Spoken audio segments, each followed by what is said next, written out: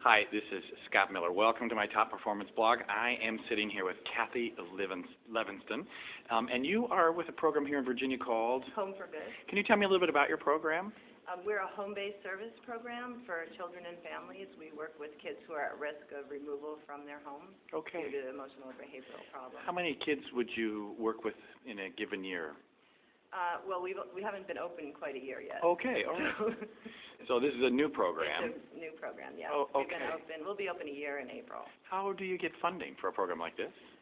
Our services are mostly funded through Medicaid. Okay. Some of them are also funded through the local CSAs, which is a pooled fund for children in the area. And today, of course, I've been here in Richmond talking with administrators and supervisors about implementing CDOI in their various settings, but you were also participating in the presentation because you've been a user of the measures and forms and CDOI here for the entire duration of your program. That's correct. Can you say a little bit about that, what you've noticed, what you found, how it's been helpful or not, the challenges, et cetera?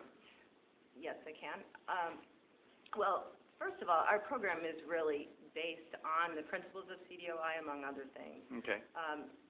From the beginning, we were looking for a way to really involve consumers in tracking the results of services so that we knew that what we were doing was actually having an effect.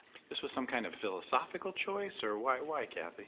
Well, over the years, operating as a therapist, as a supervisor with many different agencies, one of the frustrations that I've always had is, really wanting to know if the work that we're doing is actually having any benefit. Okay. And so, there's lots of different ideas about how to measure outcomes, lots of different tools out there. Yeah. A lot of them are very cumbersome to use. They didn't really seem to get at the things that we really wanted to know. They seemed like they were just getting at sort of peripheral issues rather than the actual clinical outcomes. And so when we encountered CDOI, it seemed like it just made so much sense. Like, why wouldn't you want to do this? Okay.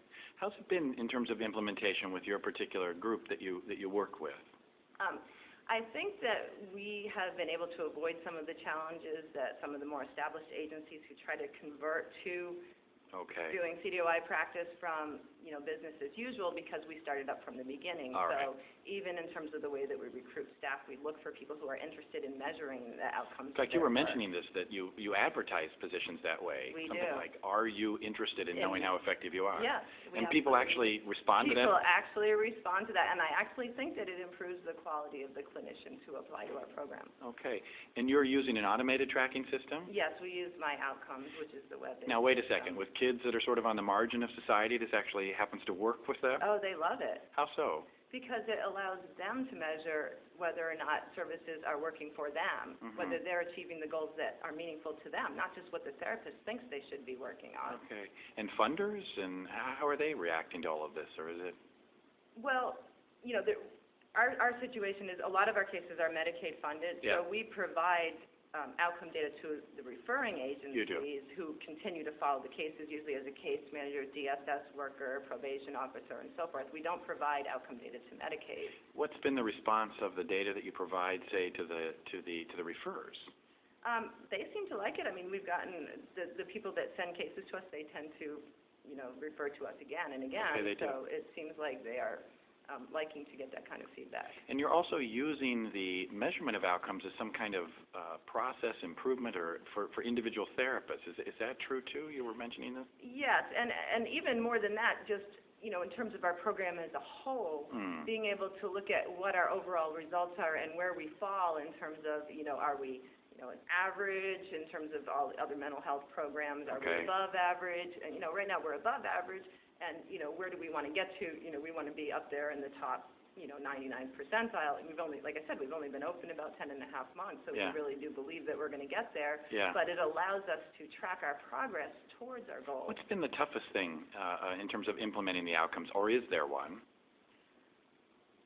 The toughest thing, honestly, the toughest thing for us as a home-based program is just having the connectivity in the field. Yeah. It's the cost of having that internet card that the staff need in order to be able to use the tools online instead of having to use them on paper. And I heard that your staff has come up with some creative solutions for this. Some of them have been known to use their cell phones. I mean, we're working towards full connectivity in the field, but it is expensive, and so I think that is really probably the biggest challenge. But I think that we will probably be getting there, I would say, within the next 3 to 6 months. And people who would want to learn more about your program would contact you how? Just give us a call, go to our website. Our website is www.outcomescount.com, or they can call us. Perfect. What's your number? 804-562-6604. Thanks so much, Kathy. Thank you.